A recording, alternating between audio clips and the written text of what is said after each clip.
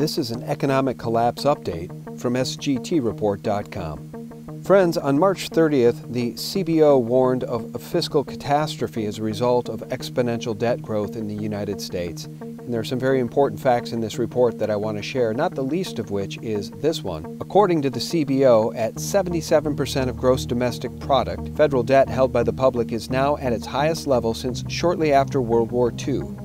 If current laws generally remained unchanged, the Congressional Budget Office projects growing budget deficits would boost that debt sharply over the next 30 years.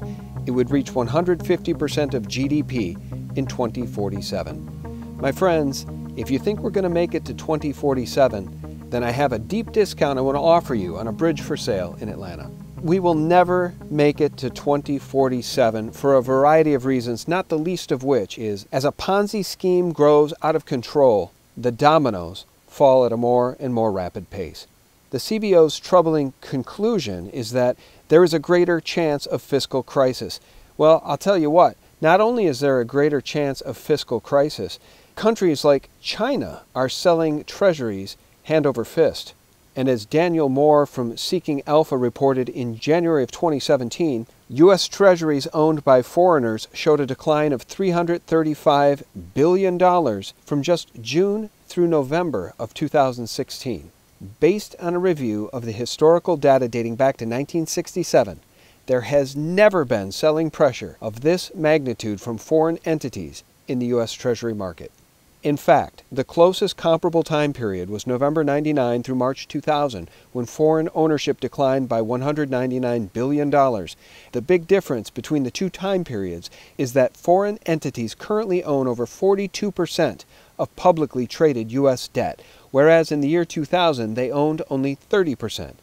The U.S. publicly traded debt in March 2000 was also far less at $3.56 trillion versus $14.4 trillion today, a whopping four-fold increase in just 16 years. Again, friends, as a Ponzi scheme unravels, the dominoes fall more and more quickly. And if you want a great example of that, remember the Bernie Madoff scandal, in which the stock and securities fraud of Madoff were discovered in late 2008. But did you know that Bernie Madoff started his fund in 1960 as a penny stock trader with $5,000? Bernie Madoff was able to build his Ponzi scheme from 1960 to 2008. And the Ponzi scheme built by the U.S. government has been in place since at least 1970, when Nixon took us off the gold standard. And only in recent years have we seen the Ponzi scheme balloon as it has, with the debt more than doubling just during the presidency of Barack Obama. And friends, I want to show you a very interesting chart. It's the silver chart.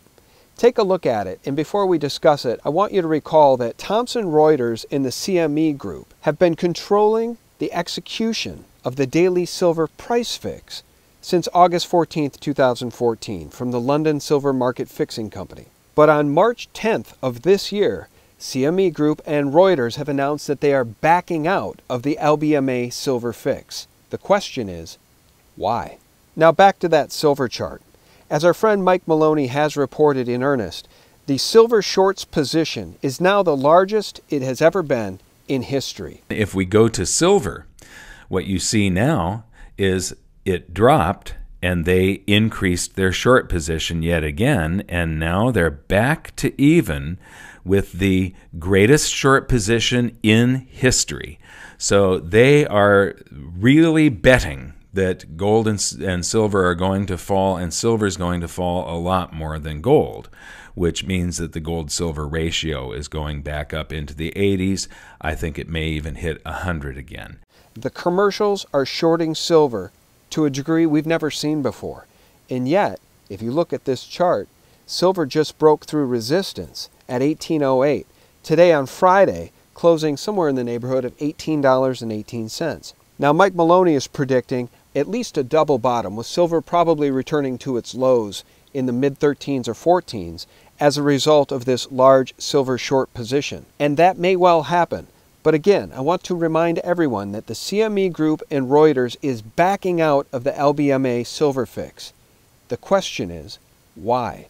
As every great Ponzi scheme unravels, the dominoes begin to fall faster and faster. You will recall the March 2nd Silver Slam, in which some unknown entity decided to unload over $2 billion in notional silver into the future pits, causing the price to plummet. Over 23,000 silver future contracts suddenly thrown into the market as soon as Europe closed. And what have we seen since? We've seen the price of silver rebound back into the 18s, and now it's breaking resistance. Now, we're not predicting that the commercials will find themselves trapped, but where there's smoke, there's fire, and as every great Ponzi scheme begins to collapse, the dominoes fall faster and faster. And with the CME Group and Reuters announcing that they're backing out of the LBMA Silver Fix, the global benchmark at the London Silver Fix, a global benchmark that has been in place for 117 years, we ask, why? The silver price we see today does not reflect any sort of reality at all. When valued in actual inflated US dollars according to the US debt clock alone, silver should be priced much closer to $800 or $900, perhaps even more than $1,000 an ounce. And friends, if those commercial shorts that hold the largest short position in the history of the silver market get trapped, then it becomes very, very easy to see how the WebBot prediction of $600 silver sometime this year in some form or fashion could occur. Thanks for watching, and for real news 24/7, visit us at sgtreport.com.